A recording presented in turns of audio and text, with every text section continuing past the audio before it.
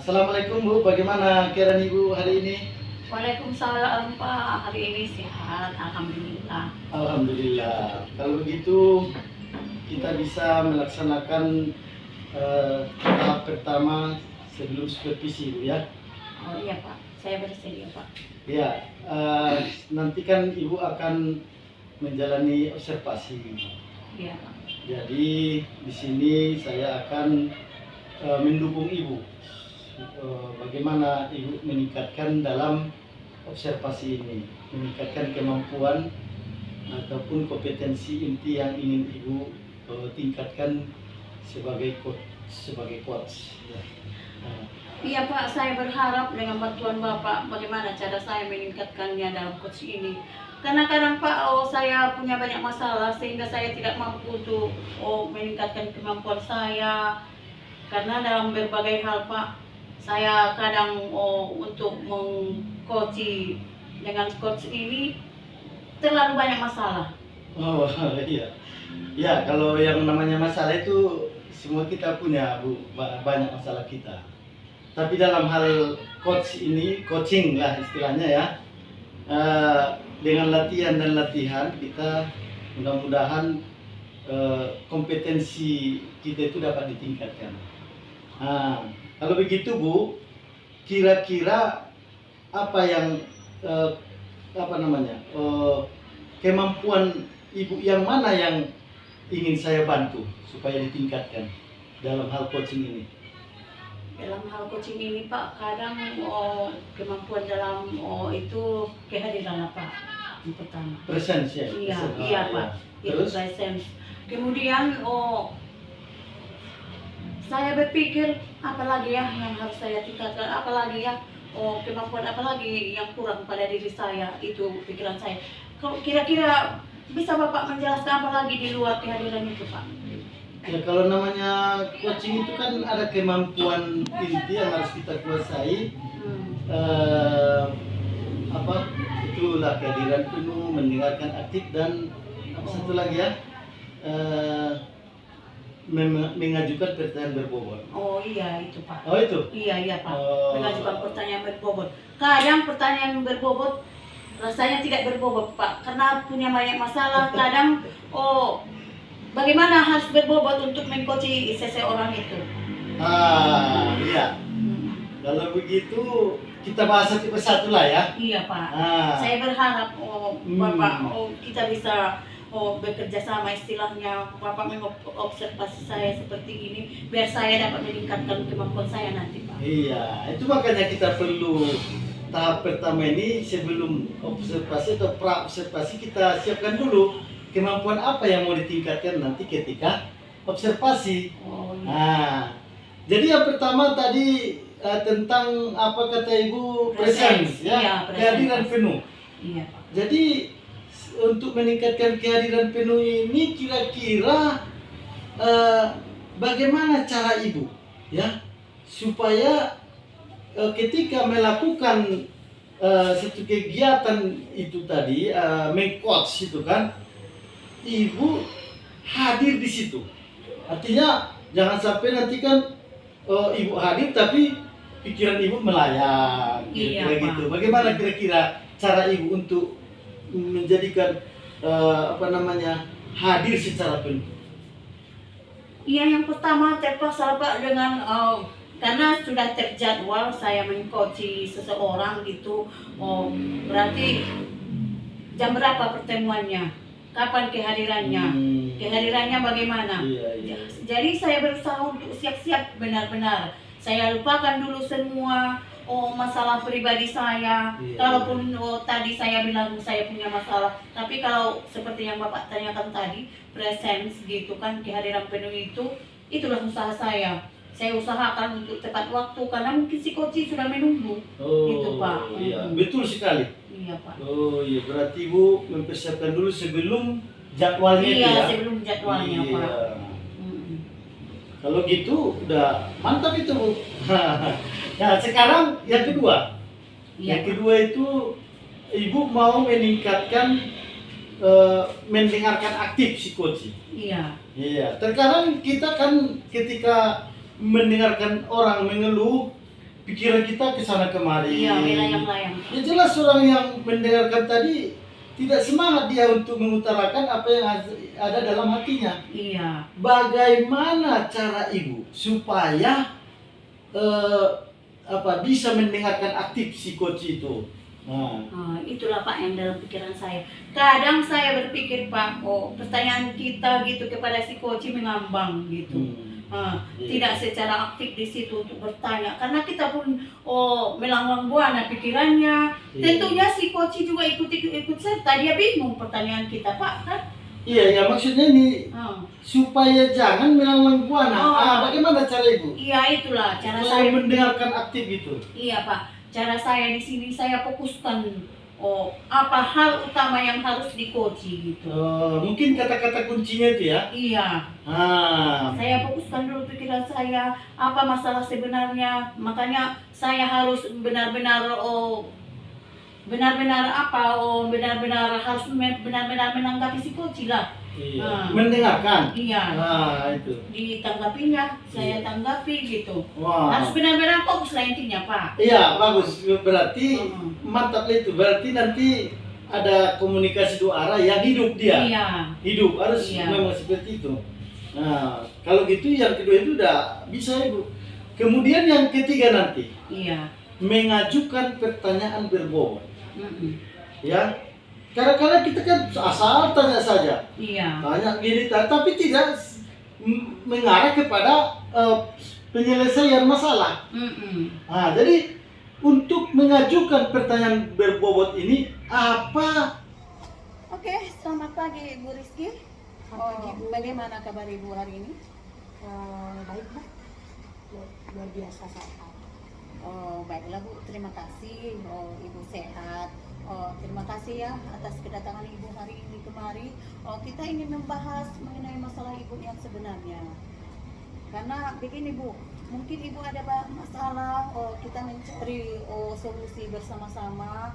Dan sebelum kita mulai, apa yang ingin Ibu capai dalam sesi coaching ini Bu?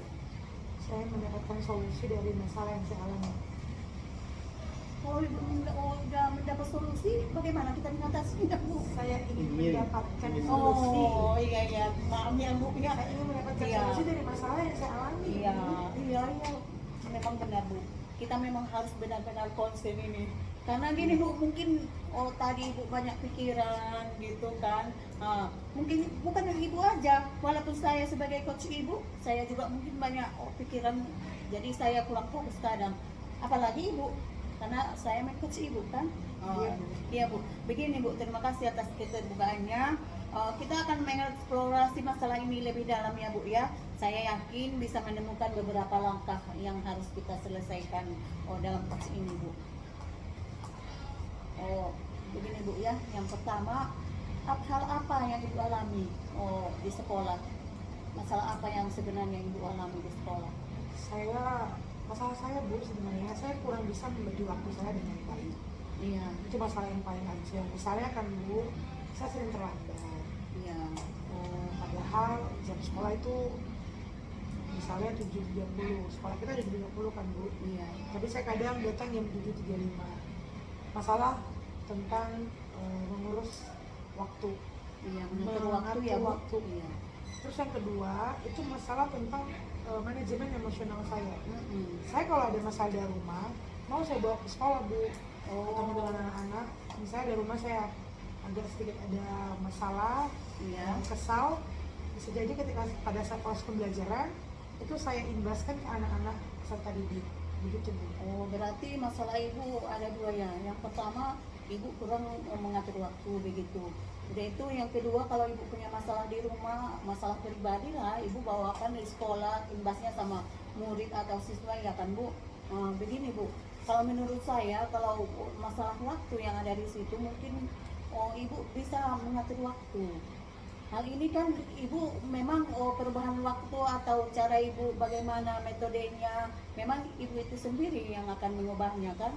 Menurut saya untuk kedepannya mungkin Ibu bisa bagaimana cara Ibu untuk mengubah ataupun mengatur waktu agar tidak bermasalah di sekolah gitu. Itu yang pertama.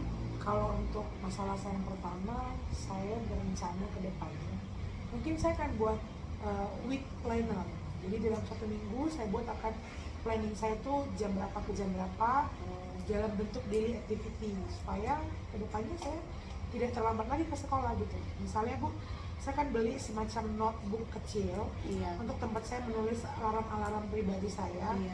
Pukul segini, jam segini saya harus begini. Serta saya akan membuat pengingat di smartphone saya supaya saya nggak terlambat ke sekolah.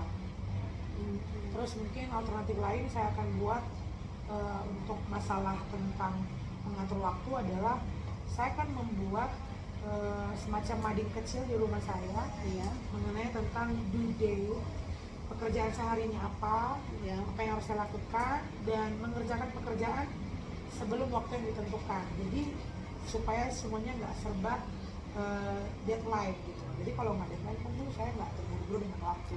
Artinya saya akan membuat plan tentang bagaimana cara saya mengatur waktu saya.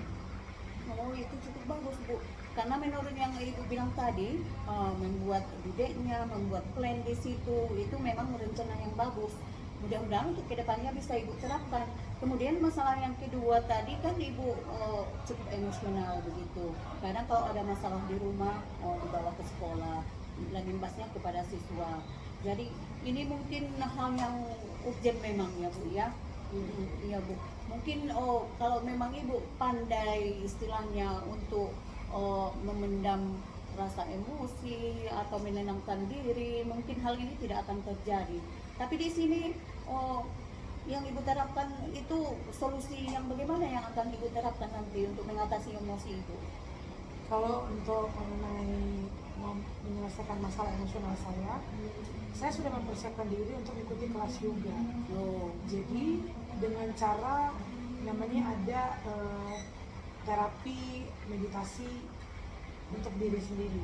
Jadi di tempat yoga itu akan diajarin bagaimana caranya, akan ada treatment untuk membuat seseorang yang emosionalnya tidak bisa stabil menjadi stabil, dibantu dengan seorang coach yang akan membantu saya bagaimana cara saya untuk menetralkan emosional saya, untuk menyeimbangkan setiap emosional saya supaya tidak ditempatkan di tempat yang pas. Misalnya Bu, seperti ini, ketika nanti saya kecewa dari rumah tapi saya tidak bawa ke sekolah, jadi saya akan ikut program yoga meditasi tadi.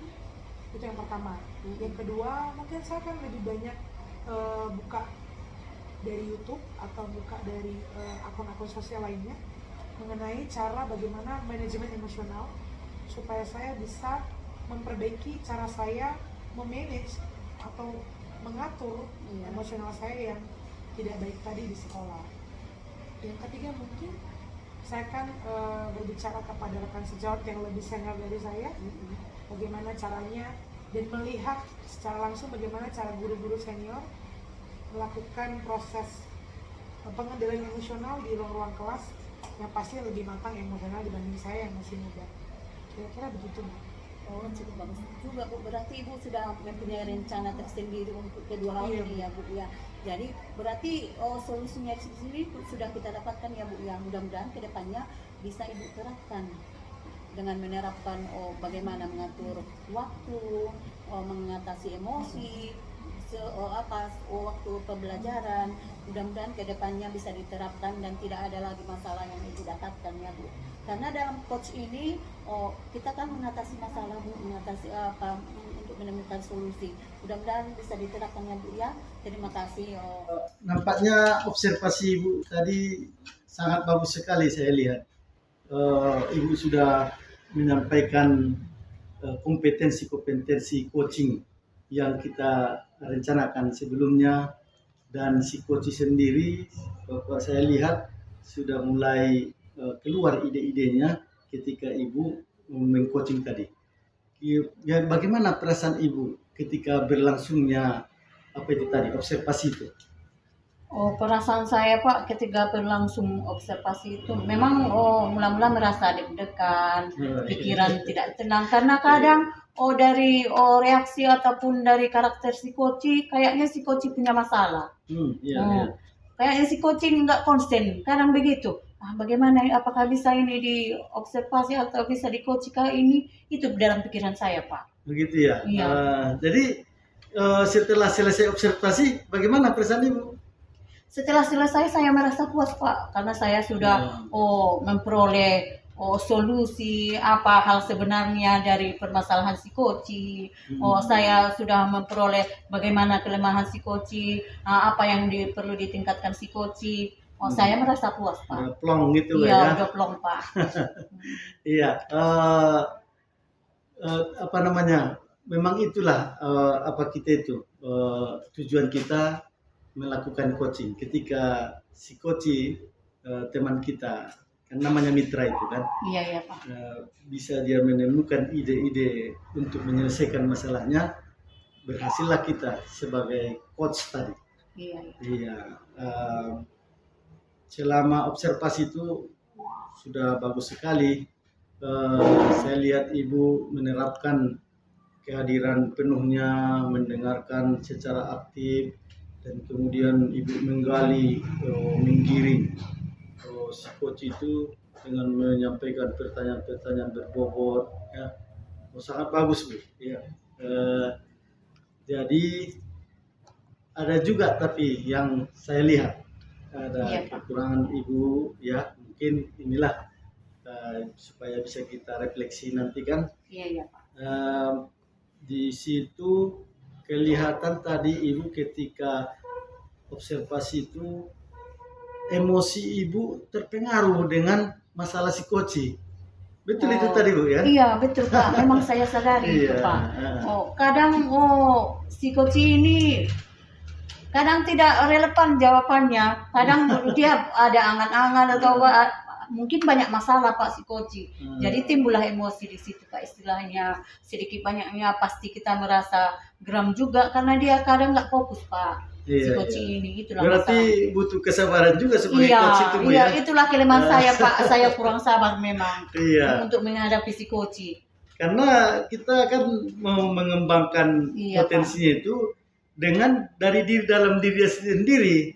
Nah, kita Pak. Kan hanya memandu saja kita. Iya Pak. Nah, jadi kira-kira ya setelah Ibu tahu kekurangan Ibu itu dalam hal mengcoach tadi, apa tindakan yang akan Ibu buat supaya lebih meningkat lagi nanti?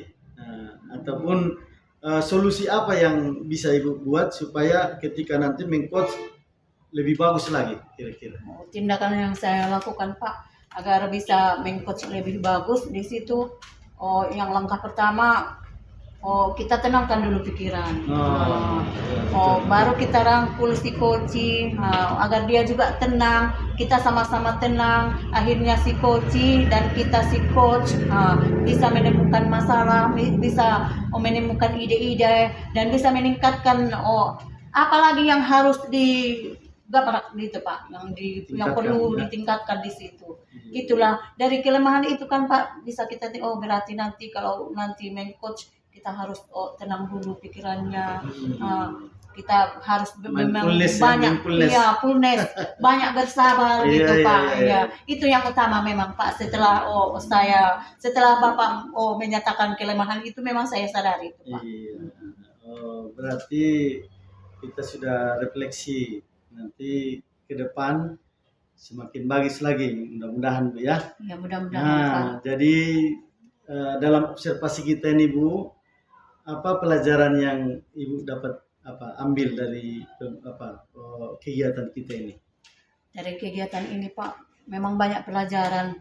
Rupanya kalau kita memang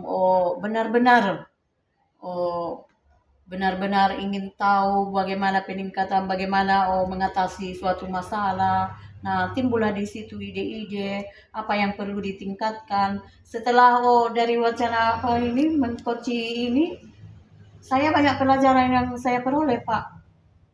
Saya harus berusaha tenang, dan saya sebagai coach harus benar-benar sabar menghadapi coach. Apalagi coach nanti punya banyak masalah. Betul. Itulah yang saya peroleh Pak, hikmahnya. Berarti kita sudah mendapatkan kesimpulan dari kegiatan kita ini ketika Ibu menjalankan percakapan coaching dan mendapatkan hasil si coach sendiri dapat menemukan ide-ide dari permasalahan yang dihadapi. Iya Pak. Mudah-mudahan untuk ke depan bisa lebih bagus lagi kita terapkan. Iya Pak.